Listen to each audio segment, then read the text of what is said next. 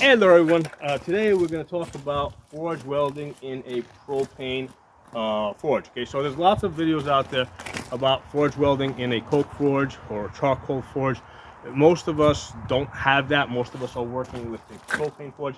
For one thing, this is very convenient. I can take this apart in seconds, and basically there's like a suitcase. I can carry this away, put this on a shelf, and it's out of my way until the next time I want to use it. Okay, so this is really compact, convenient. And this is what I work with, and this is what most of you guys out there doing your home projects are working with. Okay, so forge welding, right? Where you're getting two pieces of metal to combine into one. Okay, there's a couple of things that we're working with. One of which is not okay.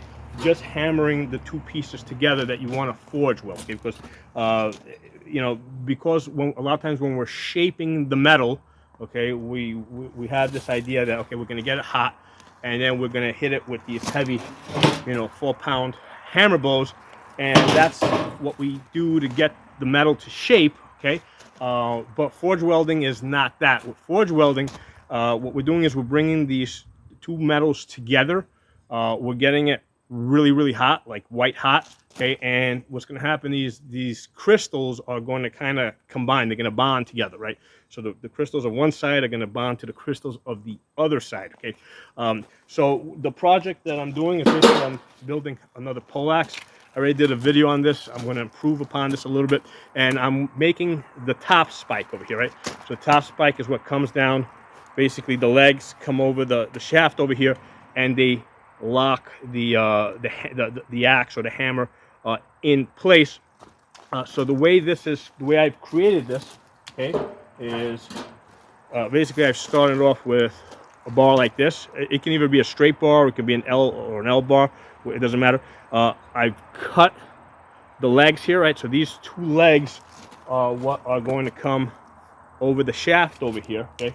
But now I gotta create the blade, okay? To create the blade, these two pieces need to come together and forge weld into one piece, okay? That's gonna be really solid, and I can, put a blade, I can put an edge on it, and I can thrust with it, and it's gonna be really strong, okay? So there's two ways I could have gone about this. I could have either started with a solid piece and then split the legs up, okay? So that's one way I could have done it, or I can do it the way I'm doing with it here, okay? I'm doing here. So we're essentially working with the resources that we have available to us, okay? So I happen to have metal, this type of metal available to me. That's what I'm working with. So it's easier for me right now and cheaper for me to do it this way, okay? So one of the things to know when it comes to forge welding, okay, we need heat, we need pressure, okay, and an important part here is to we're working with oxygen and fire. So oxygen is essentially the lover of fire. Okay, fire loves oxygen, but oxygen is the enemy of steel. Okay, so oxygen is what rusts steel under normal room temperature. Okay, but what happens is if you get the steel really hot, like yellow, white hot, and then you pull it out, it like immediately scales. Okay, so that scaling is basically oxidation. It's rust. It's like, rust that has really sped up. So that is really bad because for forge welding, if we have oxidation or scale that builds up in here, what that's going to do is it's going to form a boundary where the two pieces, when they come together, they can't crystallize. They can't basically form a bond in between them. Okay, so we can't have any scale that forms up in here. And for people like, okay, a lot of times people aren't sure what the scale is. It's flakes, okay, these black flakes that form on this and that you can brush off. Okay, those flakes are what are going to prevent your metal from forge welding. Okay, now you can forge weld pretty much steel of any thickness. However, the hotter steel, not the hotter, the thicker steel is going to retain heat a lot better. So a steel that's thicker and retains heat better is going to give me more time to get from the forge over to the anvil before it starts cooling down. Okay, so a thin steel like this, as soon as I pull it out of the forge, this thing starts cooling down. Okay, so that's if you're trying to forge weld with thin steels, like I mostly forge weld with, because that's mostly what I have available to me, right? You're gonna have a problem, because as soon as it comes out of the forge, even though it's white hot in there, even if you've got no scale or oxidation, as soon as it comes out, it's already cooled down. Okay, so the forge welding has to happen inside of the forge. That's where it's got a forge weld. Okay, so the way we're going to do it, okay, first of all, what I did here is, if you see the two sides that I got coming together here, I gave it a mirror finish. Okay, now it probably doesn't need to be a mirror finish, but I'm not leaving anything to chance here. I basically just I used the sand wheel, and I gave this a mirror finish, so I know the mirror basically tells us that it is super smooth, okay, versus like this side over here, which is a lot rougher. So we got a mirror finish, so I know I got two surfaces that I know are going to want to mate together, and the crystals are going to be able to easily bond. Okay, so what I'm going to do is, once I fire up this forge here, and I'm doing it now without it on so you guys can hear me more easily. It's a 2-burner forge. I've got the back completely bricked off, and I'm going to put the bricks here about like that, about 2 inches apart. Okay. Okay. So here's the thing: we don't want oxygen. We want as little oxygen in there as possible. We need to get oxygen in there initially in order to get this hot. Okay. So initially, what I'm going to do is I'm going to have my chokes up here. Right, these are my chokes up here. I have them almost completely open, so that lots of oxygen can get in there, and I can get the inside white hot. Okay, it's probably best if you do this on a cloudy day, so that you can actually see the colors better. Today's a sunny day, but I've done this a number of times, so I know what I'm looking for. So what we're going to do is we're going to get this. We got the chokes open. We're going to brick this up. We want the entire thing inside to get white hot. Okay. Then once we get up to temperature, right? What I'm going to do is I'm going to close the chokes. Okay. So now there's less oxygen going in there. Okay. I'm going to keep this closed in the front here. So I'm depending more on that insulation, and I want as little oxygen going in there as possible. So the flames are actually going to, instead of burning out here, they're going to be burning in there. So we're not going to have flames coming out here.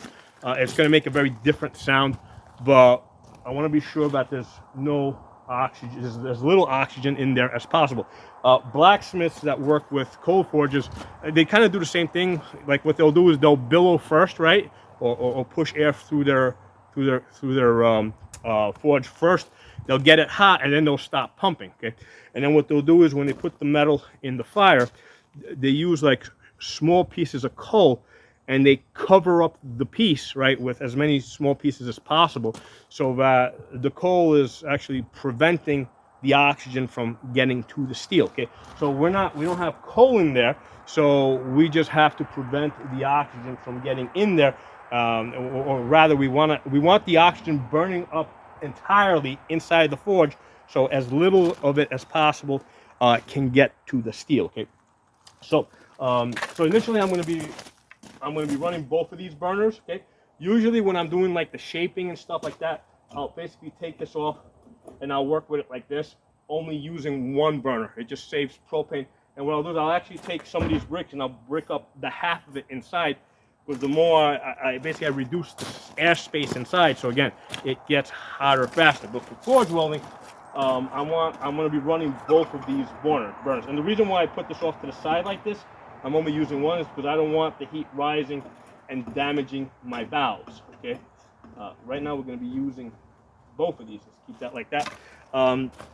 So yeah, we're going to start off with both of them on full, chokes completely open. We're gonna get that white hot inside. Then I'm gonna close the chokes. I'm gonna put this in there initially just to get this kind of red hot. The purpose of getting this red hot is so that I can actually fold the two pieces together. Okay. So before I do that, I'm gonna take some of this borax. I'm gonna sprinkle a little borax into my steel, and that helps the forging. Historically, they use like crushed up seashells and stuff like that. So yeah, using something like borax is not, you know, I mean, there's a long historical precedent for using something like it to help the welding process. So I'm gonna put the borax in there. While it's just red hot, I'm gonna hammer this closed.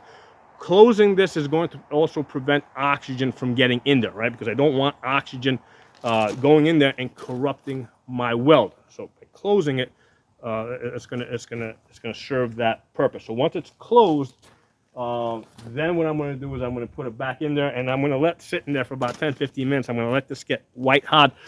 The forge welding is actually happening inside the forge. It's not happening outside by me hammering this together.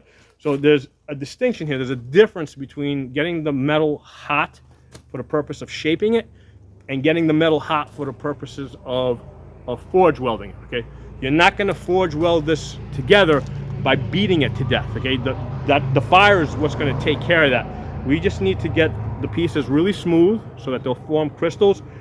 Get them close, really close together, so that they'll form those crystals, and give it lots of heat with low oxygen to get it to the point where it's white hot.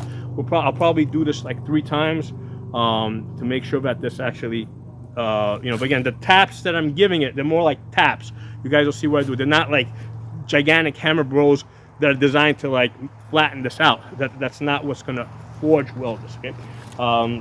So yeah, those are the components that we need to get this propane forge weld to forge weld. Okay. So let's fire this thing up. I'm gonna actually pause the camera and I'll get this all set, and we'll make it happen.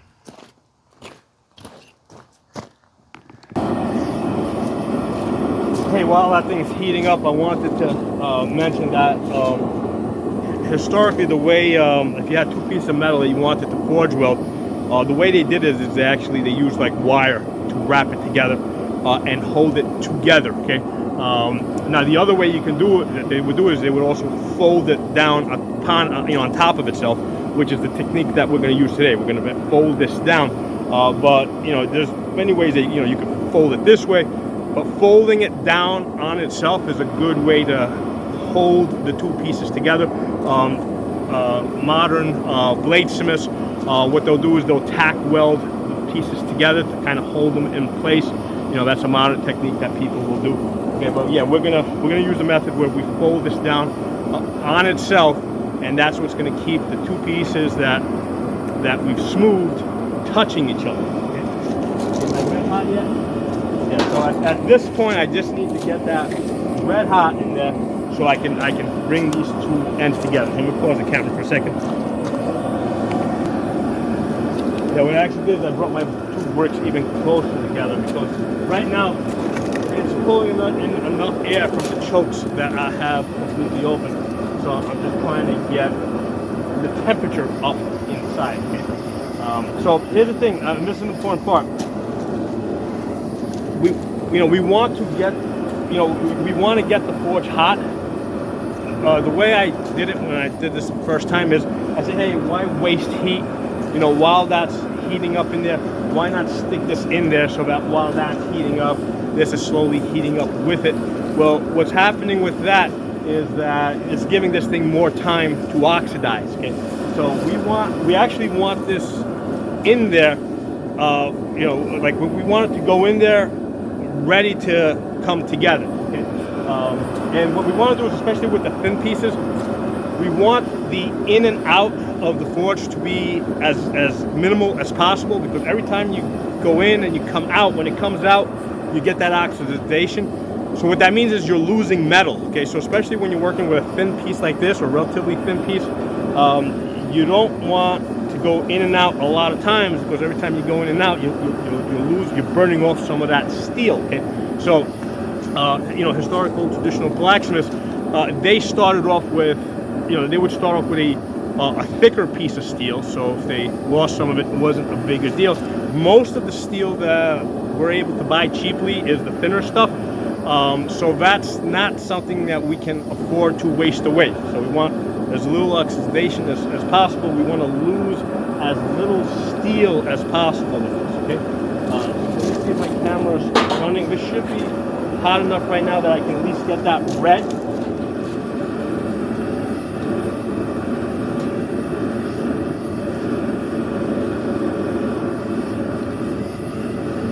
And what I got here is I got my borax ready. I have it, you know, ready to like put in there. Set that up. We take a look at the forge and see if it's almost white in there.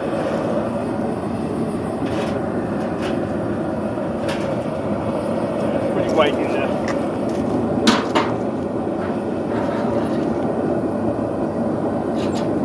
So again, now we're just getting it heat red hot, right? Just so that we can actually just bend this together.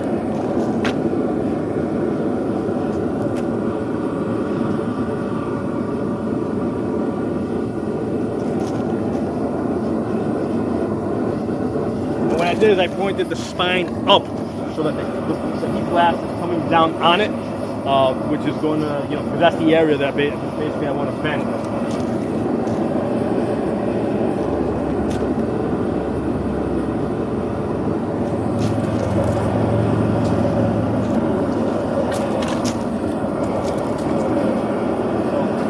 Here, I'm gonna basically, as soon as it comes out, I'm gonna brush this because there's gonna be some scale that probably forms. Brush this off because, like I said earlier, you know, rust or scale is the enemy of forge welding, right? So that's what's gonna prevent those two surfaces from bonding to each other.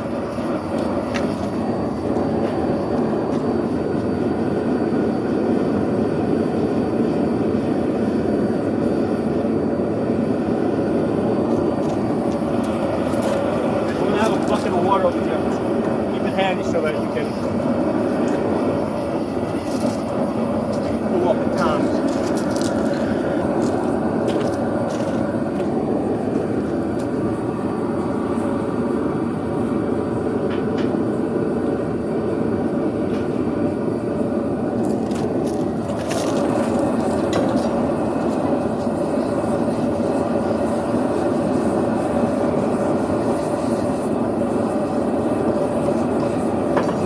Almost no scale on that.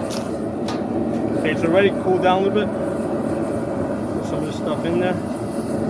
You can see it bubbling. All right, now I'm going to use my hammer here to basically close this.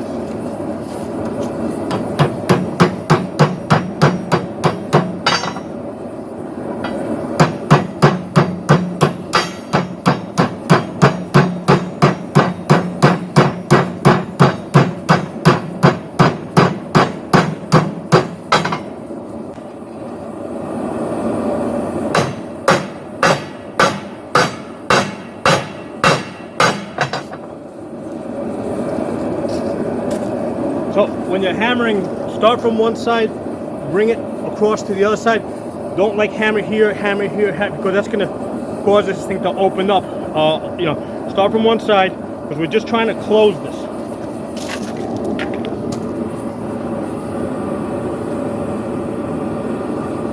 I just wanna, I'm not 100% convinced that it's fully closed. I'm just gonna get it red hot again, just so that I can hammer it a little bit more for the purpose of making sure it's closed.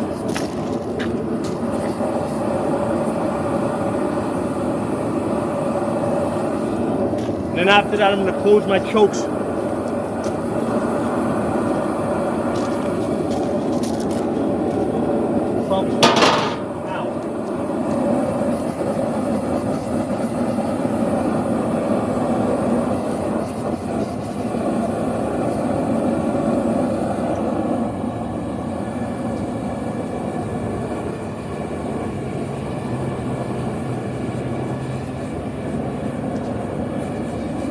Okay, so you can hear the sound of the fire change now, because now there's less oxygen in there.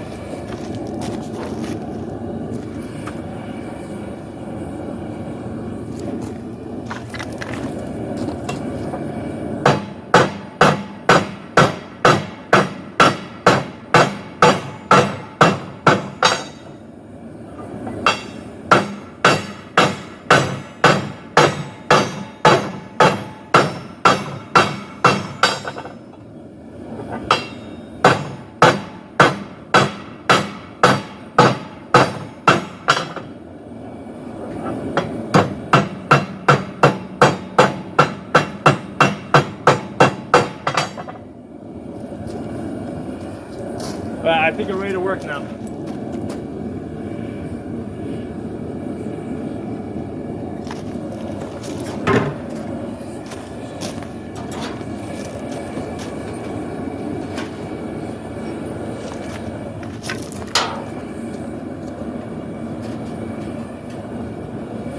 So closing off.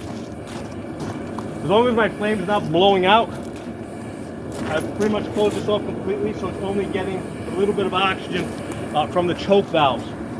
So we're going to let this thing sit now for about 15 minutes in there, because this is now where the forge welding is happening. While it's in there, and we just got to give those crystals a chance to grow. Okay, we give them a chance to form.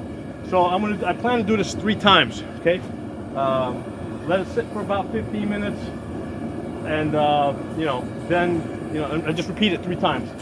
Let me see if I can get away with closing my chokes a little bit more. Nope. Okay. So what happened is when I went to close them a little bit more, there was actually a flame that just started.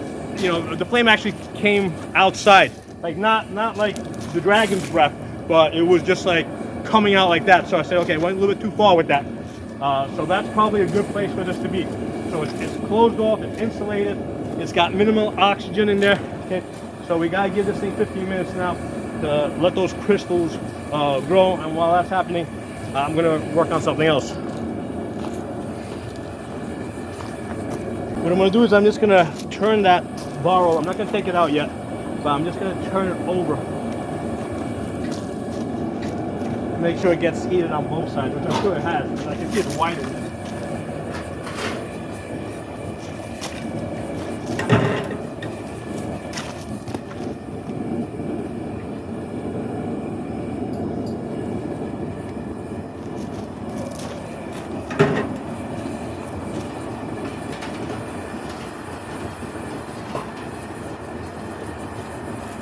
So it's a solid white in there.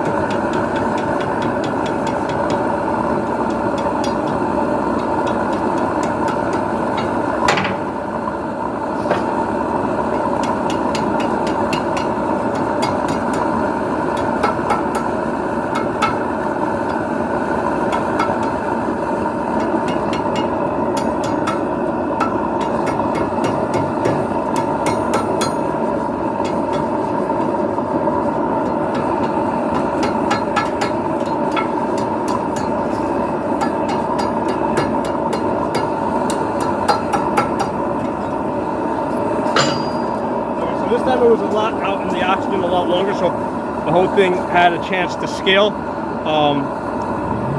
Now here's the thing, I mean, when you look at this, it looks like, I mean, you can see the separation there.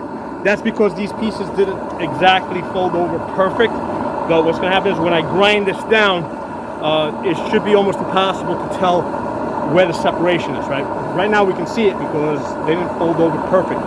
But this piece is good for now. Let's put this on the side.